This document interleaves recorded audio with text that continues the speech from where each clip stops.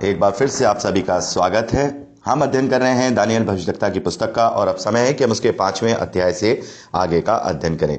मेरे प्यारे भाई बहनों, 4थे अध्याय तक राजा नबूकदनेस्सर का जो चैप्टर था वो यहाँ क्लोज होता है। अब यहाँ एक नए राजा का हम नाम देखते हैं, बेलशस्सर। बेलशस्सर जो है नबूकदनेस्सर का बेटा है और हम देखते हैं कि नबूकदनेस्सर के तो जीवन में काफी ऐसी घटनाएं घटी तो वो परमेश्वर को मानने लगा था और सर्व सामर्थी परमेश्वर का स्तुति गान भी करता था। लेकिन जो बेलशस्सर था ये विपरीत था। जैसा कि हम देखते हैं कि जो राजा नबूकदनेस्सर है वो मंदिर में से बहुत सारे पात्र और बहुत सारे सोने चांदी के पात्र और बहुत सारी चीजें वहां से ले आया था, लेकिन उसने उसे अपने वहां भवन में रखवा दिया था। लेकिन यहाँ बेलशस्सर क्या करता है, आपने यहाँ पढ़ा ही होगा, यहाँ लिखा है दाख मधु पीते पीते बेलशस्सर ने आज्ञा दी कि सोने चांदी के जो पात्र उसके पिता नबूकदनेस्सर ने यरूशलेम के मंदिर में से निकाले थे उन्हें लाया जाए कि राजा अपने प्रधानों और रानियों और रखैलियों समेत उसमें जो है दाख मधु पिए। तब जो सोने के पात्र यरूशलेम में परमेश्वर के भवन के मंदिर में से निकाले गए थे वो लाए गए और जो बेलशस्सर है उसने अपने प्रधानों के साथ, रानियों के साथ और रखैलियों के साथ उसमें वो दाख मधु पीने लगा। वह दाख मधु पीकर सोने चांदी पीतल लोहे काठ और पत्थर के देवताओं की स्तुति कर रहे थे कि उसी समय मनुष्य के हाथ की सी कोई उंगलियां निकलकर दीवट के सामने राज मंदिर की दीवार पर चूने पर कुछ लिखने लगी और हाथ का जो भाग लिख रहा था वह राजा को दिखाई पड़ा।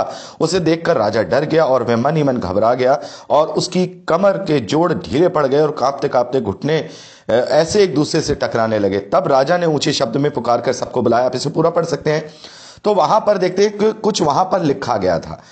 एक हाथ आया और वो हाथ बेलशस्सर को दिख रहा था, वहां पर कुछ लिखा गया, लेकिन किसी को भी वो समझ में नहीं आ रहा था कि उसका अर्थ क्या है। वो ऐसी भाषा थी जो भाषा उस वक्त कोई भी वहां नहीं समझ पा रहा था। बड़े बड़े पंडित आए, बहुत सारे लोग आए और जो वहां पर लिखा था उसको पढ़ के समझाने का प्रयास करें। उसने ऐसा कहा भी, लेकिन कोई नहीं जो है उसको समझा पाया। फिर उसने कहा कि अगर कोई इसका अर्थ मुझे समझा देगा तो उसे बैंगनी रंग का वस्त्र और उसके गले में सोने की कंठमाला पहनाई जाएगी और मेरे राज्य में तीसरा वही प्रभुता करेगा। मतलब तीसरा उसको राजा के बाद बड़ा पद दे दिया जाएगा, यह बात कही। तब वहां पर हम देखते हैं कि किसी ने नहीं बताया और कोई नहीं बता पाया।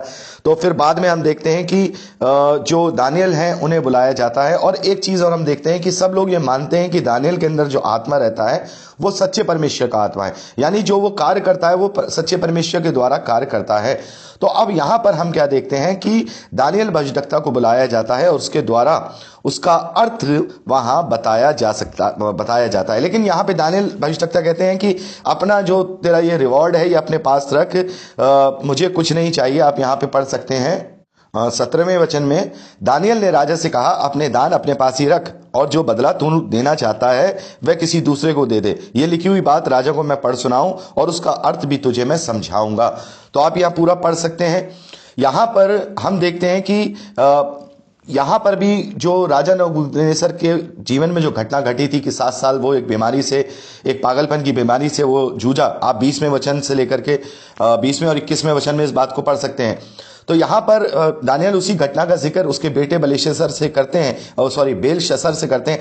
परंतु जब उसका मन फूल उठा, यानी नबूकदनेस्सर का मन फूल उठा, उसकी आत्मा कठोर हो गई और यहां तक कि वो अभिमान करने लगा, तब वह अपने राज सिंहासन पर से उतारा गया और उसकी प्रतिष्ठा भंग की गई। वह मनुष्य में से निकाला गया। जो सपने देखा था वो सारा यहां पर आप देख सकते हैं, वर्णन देते हैं। और इस वर्णन को देते हुए यहां दानियल उस बेलशस्सर से कहते हैं, तू जो उसका पुत्र है, तू तो सब कुछ जानता था, लेकिन तेरा मन नम्र नहीं हुआ, वरन तूने स्वर्ग के परमेश्वर प्रभु के विरुद्ध सिर उठाकर उसके भवन के पात्र मंगवाकर अपने सामने रखे और उसको एक तरीके से अपवित्र किया। उसमें दाख मधु पिया तूने, और ये सब करने के कारण परमेश्वर का ये न्याय, परमेश्वर का ये फैसला उसने इस दीवार पर लिखा है। मेरे प्यारे भाई बहनों, यहां पर वो बताता है 24वें वचन में कि क्या लिखा है। तब ये हाथ का एक भाग उसी की ओर से प्रकट किया गया और वे शब्द लिखे गए हैं, और जो शब्द लिखे गए हैं वो ये हैं, मने मने तकेल और उपरसीन।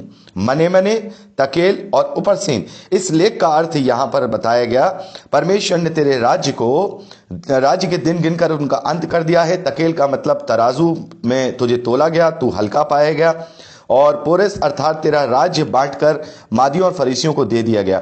तो हम यहां पर देखते हैं कि इसका अर्थ बताया गया। अब मेन बात तो यह है कि भाई अर्थ तो बता दिया गया है, लेकिन बात जो निकल के आती है कि ये भाषा कौन सी है। देखिए कुछ विद्वान जो अपने आप को बहुत ज्यादा विद्वान मानते हैं वो क्या कहते हैं कि ये जो भाषा है ये हिब्रू भाषा के शब्द है। बल्कि ये हिब्रू भाषा के शब्द नहीं है, ये अरामी भाषा के भी शब्द नहीं है मेरे प्यारे भाई बहनों, ये बाद में प्रचलित हो गए हैं। ये बाद में जब ये शब्द आ गए तो ये बाद में हिब्रू भाषा में भी इनका कुछ जैसे कहते हैं ना, बहुत से शब्दों को बिगाड़ करके बोला जाता है। जैसे आप बहुत सारे शब्द ऐसे देख सकते हैं, जैसे आप एक उदाहरण ले लीजिए, बॉटल जो शब्द है वो क्या है, बॉटल शब्द इंग्लिश का शब्द है, लेकिन आज हिंदी में भी बोतल कहा जाता है, बहुत जगह बाटली कहा जाता है, तो शब्द बिगाड़ा गया। इसी तरीके से मने मने का भी शब्द अरामी में बिगाड़ करके दूसरा शब्द लिया गया। तो बहुत सारे स्कॉलर ये समझने लगे कि भाई अरामी शब्द है, बहुत सारे स्कॉलर ये समझने लगे कि ये हिब्रू शब्द है। तो बहुत सारे विद्वान नहीं समझ पाते, लेकिन हमें ये देखना होगा कि भाई जो बेबीलोन का राज्य है वो कोई छोटा मोटा राज्य नहीं है, उसमें सभी प्रकार की भाषा को जानने वाले लोग हैं। कसीदी भाषा को जानने वाले लोग भी हैं, अरामी भाषा को जानने वाले लोग भी हैं, हिब्रू भाषा को जानने वाले लोग भी हैं। केवल वहां दानियल ही नहीं है जो हिब्रू भाषा जानते हैं, आपको समझना होगा। वहां और दरबार में और भी हैं जो हिब्रू भाषा पे पकड़ रखते हैं। तो अगर ये हिब्रू भाषा का शब्द है, हिब्रू भाषा के शब्द में लिखी गई बातें हैं, तो फिर और कोई क्यों नहीं बता पाया? क्या केवल वहां दानियली भविष्यवक्ता ऐसे थे जो हिब्रू जानते थे? तो ये समझना होगा। ये बात कब उठती है मेरे प्यारे भाई बहनों, जो अन्य अन्य भाषा को लेकर के बात की जाती है, तब यह बात उठती है कि देखिए यहां पर वो शब्द लिखे गए जिसे कोई नहीं जानता था, ये वही भाषा है जो स्वर्गीय भाषा है। तो उसको लेकर के थोड़ा जो है विवाद होता है, और कुछ लोग अपने आप को सही साबित करने के लिए इस बात को हिब्रू भाषा से मेल करा देते हैं, लेकिन ये हिब्रू भाषा नहीं है। ये वही भाषा है जिसे कोई नहीं समझ सकता, जिसे हम पढ़ चुके हैं कि मैं तुम्हें ऐसे, तुम्हारे मुंह में ऐसे शब्द दूंगा कि तुम नई भाषा में बोलोगे। और जैसा कि मैं जानता हूं कि यह भाषा ऐसी है जिसका अर्थ है, जो बोली जाती है या बोली जाती थी, ये वो भाषा है जो परमेश्वर की भाषा है। लेकिन ये वो भाषा नहीं है जो आजकल चर्चिस में हम देखते हैं, अन्य भाषा में राबा शाबा श्रृंखला ला ला रब्बा बाबा ये बोलते हैं, जो ये वो भाषा नहीं है, केवल रिपीटिशन है। लेकिन ये असली भाषा है जो शायद उस वक्त ये दान दिया जाता था। और मेरा मानना यह है कि ये वही ओरिजिनल भाषा है जो भाषा में गड़बड़ी डालने से पहले, उत्पत्ति 11 में हम पढ़ते हैं, भाषा में गड़बड़ी डाली गई। उससे पहले केवल एक ही भाषा थी, और उसके बाद वो पुरानी भाषा भूल गए और गड़बड़ी वाली भाषा बोलने लगे। तो संभवतः ये ओरिजिनल वाली भाषा है जो आत्मा में होकर दानियल भविष्यवक्ता ने उसको समझा, परमेश्वर ने उन्हें समझाया। और एक तरीके से देखा जाए तो शायद इस भाषा को समझने का और समझाने का जो दान है, सबसे पहले शायद दानियल भविष्यवक्ता को ही हम पढ़ते हैं। उन्होंने भले ही 3 शब्दों को वहां पर एक्सप्लेन किया, लेकिन ये भाषा निसंदेह हिब्रू भाषा नहीं है, ये भाषा निसंदेह अरामी भाषा नहीं है। बाद में प्रचलित हो गए ये शब्द, आज हम हिब्रू भाषा के अगर डिक्शनरी में देखें तो मिलते हैं, क्योंकि बाद में ये प्रचलित हुए हैं। लेकिन उस वक्त ये शब्द नए थे, हिब्रू भाषा बोलने वालों के लिए भी, आरामी भाषा बोलने वालों के लिए भी, कसीदी भाषा बोलने वालों के लिए भी ये शब्द बिल्कुल नए थे। और जिसे कह सकते हैं ये परमेश्वर की भाषा है, या परमेश्वर की वो लैंग्वेज है। जब आदम और परमेश्वर बात किया करते थे, आदम की संतानें भाषा में गड़बड़ी आने से पहले बोला करते थे, ये वही भाषा है। और मेरा मानना है कि जो अन्य भाषा का वरदान है, ये वही भाषा का वरदान है जो गड़बड़ी डालने से पहले की जो भाषा बोली जाती थी। और वो हर एक को नहीं दिया जाता, उसका प्रारूप ऐसा है कि उसको समझने का भी दान दिया जाता है और उसे समझाने का भी दान दिया जाता है।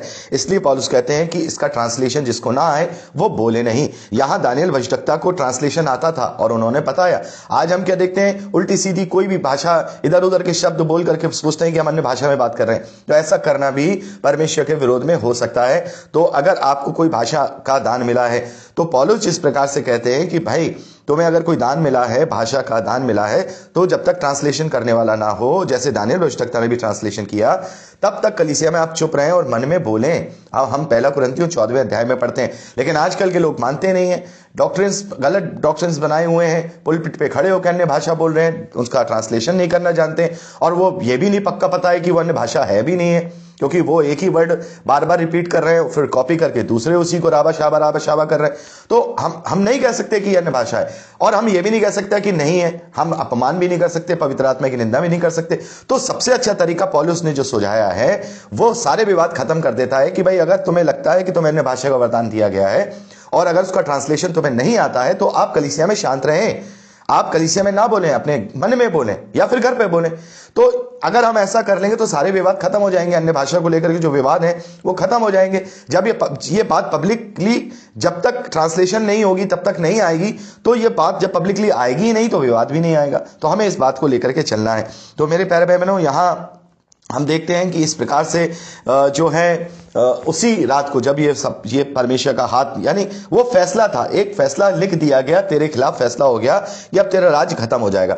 तो हम क्या देखते हैं कि उसी रात 30वें वचन में, उसी रात कसीदियों का राजा जो बेलशस्सर है वो मार डाला गया और दारा मादी जो कोई 62 वर्ष का था राजगद्दी पर विराजमान हुआ। मेरे प्यारे भाई बहनों, यहां इस शब्द को लेकर के काफी विवाद होता है, क्योंकि हम देखते हैं जो बेलशस्सर को जब मारा गया है तो वो राजा कुसरू के द्वारा मारा गया है, जो ग्रेट साइरस जिसे हम बोलते हैं, वही कुसरू राजा जिसकी नाम लेकर के भविष्यवाणी यशायाह भविष्यद्वक्ता के द्वारा हुई है। तो यहां दारा मादी क्यों लिखा है? क्योंकि दारा जो राजा है, हम अभी दारा का भी जिक्र यहीं पढ़ते हैं, 10वें जो 11वें अध्याय में पढ़ते हैं, दारा नामक मादी राजा के राज्य के पहले वर्ष में यहां पर हम पढ़ते हैं। तो यहां हम दारा के विषय में पढ़ते हैं, तो क्या ये वही दारा है? ये कौन सा दारा है? क्योंकि दारा तो बहुत बाद में आया है, चौथा राजा है। करीब हम देखते हैं कि करीब 10-12 साल के बाद, हाँ लगभग 10-12 साल के बाद, जो कुसरू राजा की मृत्यु के बाद जो द ग्रेट डायरेस जिसे इंग्लिश में बोलते हैं वो राज करता है। तो क्या ये वही राजा है? नहीं। देखिए, जब हम इतिहास को पढ़ते हैं तो इतिहास में हम देखते हैं जो कुसरू राजा है वो 70 साल जिए हैं, और उससे पहले वो फारस में राज करते थे, फिर मादियों पर राज करते थे। मतलब पहले तो फारस के राजा थे वो, फिर उसके बाद मादियों को भी उन्होंने मिला लिया, उसके बाद बेबीलोन का राज भी उन्होंने यहां पर इस घटना के हिसाब से ले लिया। और जब वो उन्होंने बेबीलोन का राज जीता है राजा कुसरू ने, तब उनकी उम्र 62 साल थी, क्योंकि केवल 8 या 9 साल ही उन्होंने बेबीलोन पे राज किया है, फारस के राजा कुसरू ने। तो 62 साल की उम्र तो उनकी थी, किनकी थी? जिस वक्त यहां बेलशस्सर को मारा गया है, राजा कुसरू की थी। तो यहां पर दारा मादी क्यों लिखा गया है? देखिए मेरे प्यारे भाई बहनों, दारा मादी ये नाम नहीं है बल्कि उपाधि है। ये उपाधि है कि मतलब मादियों को जीतने वाला।